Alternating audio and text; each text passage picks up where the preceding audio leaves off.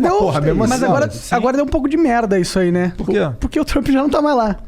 Não, mas é interessante os Estados Unidos. Não, As pessoas tentam resumir. Só tá bem por causa do Trump.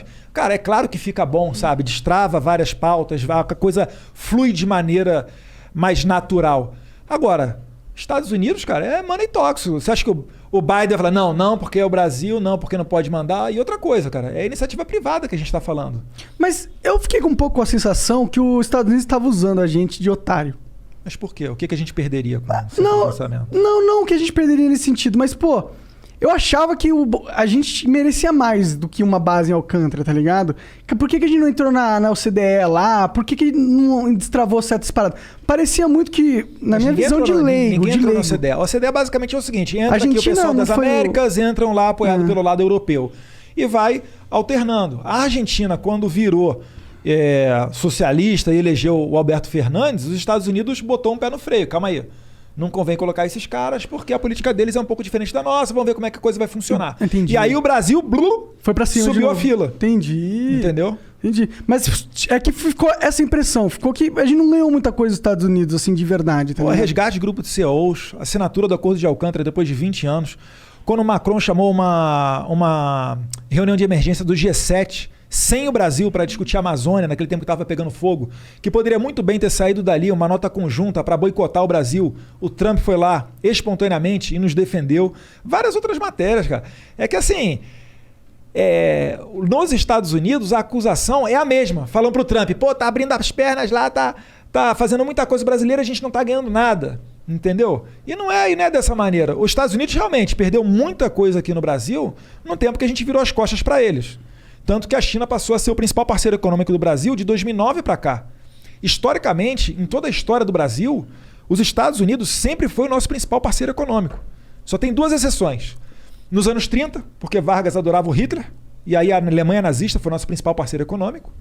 E depois agora, de 2009 para cá, com a China, que é um grande player, que é um grande ator internacional, mas foi por razões ideológicas. Quando Jair Bolsonaro foi eleito em 2018... proativamente eu fiz uma viagem lá para os Estados Unidos e fui falar com o pessoal de mercado, comércio, câmaras internacionais, foi em Nova York, Washington e Miami. E eles basicamente todos falavam a mesma coisa. Falavam, Eduardo, olha só, é bacana você ter vindo aqui, sabe? Tá dando um recado interessante, o Brasil e tal. Mas por que vocês não vieram antes? Por que vocês não anunciavam, enfim, programas de privatização? Por que vocês não vinham aqui e davam atenção pra gente? Porque aqui tem gente de dinheiro. E os Estados Unidos é muito semelhante ao Brasil, que em termos de democracia, liberdade, ou pelo menos era até pouco tempo atrás, né? E, enfim, era uma crítica que eles faziam. Por que era? O que se perdeu? Não peguei isso. É que, na verdade, virava-se as costas. O pessoal puto de esquerda... porque prenderam o Daniel Silveira.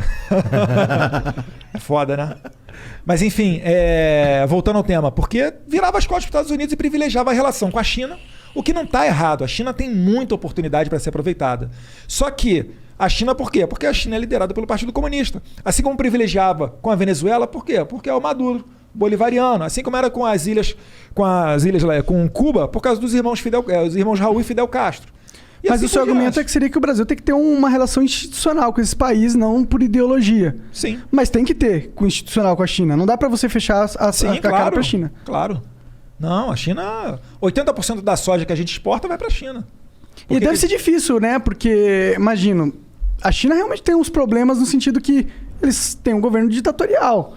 Não é democracia, não é o que a gente está acostumado. Então, eu, como cidadão, como cara leigo, eu fico meio preocupado com a China crescendo muito, porque enquanto ela é um parceiro comercial e está aumentando o nosso mercado, eu acho ótimo. Mas a partir do momento que ela quer exportar um pouco da cultura deles no sentido de autoritarismo e dessas coisas, aí eu já não acho tão legal, entendeu? E isso me preocupa um pouco. Será que eles estão nessa vibe?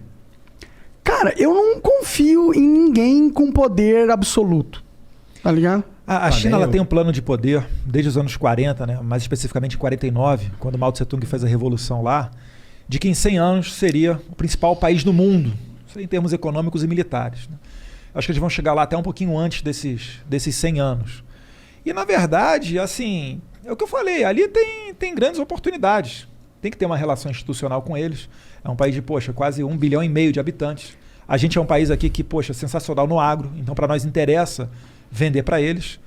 Agora, é só manter a nossa independência. Não é chegar, por exemplo, agora e querer colocar goela abaixo qualquer tipo de política com relação ao Covid, nos ameaçando com relação à compra ou não dos nossos produtos agrícolas. Não estou falando que eles estão fazendo isso, tá? Mas é o tipo de coisa que não é interessante para nós. Se você tem uma loja e você só tem uma pessoa para vender o seu produto, essa pessoa amanhã pode virar para você e falar: Igor, é o seguinte, só eu compro esse teu produto aí, reduz pela metade. Tu fala: não. Não, beleza, vou parar de comprar. Entendeu? Assim como era interessante você no mercado de ações investir numa ação só, no mercado mundial, que se joga esse jogo da geopolítica, não é interessante você ter só um comprador ou só um vendedor. Com certeza. Então o nosso trabalho é diversificar. É ter comércio com a China, com os Estados Unidos, com a União Europeia, com os árabes, com Israel. Enfim, é fazer aquilo que tem lógica de mercado e não fazer o que tem lógica de ideologia.